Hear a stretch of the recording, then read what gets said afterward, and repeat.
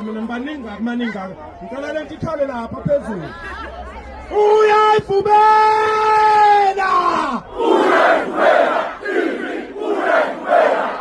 lapho-ke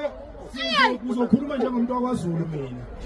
ngicela ukuqala ngibonge iy'nsizwa mina okuyibona abantu engiqondene nabo ngiyanibonga insizwa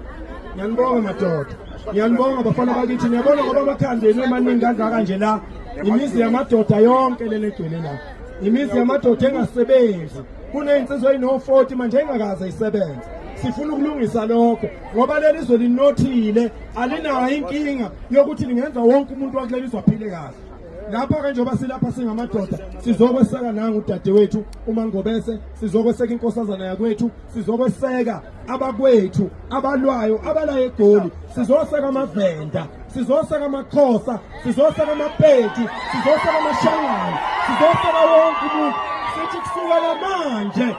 ningaphindi nivume ukwehlukanisa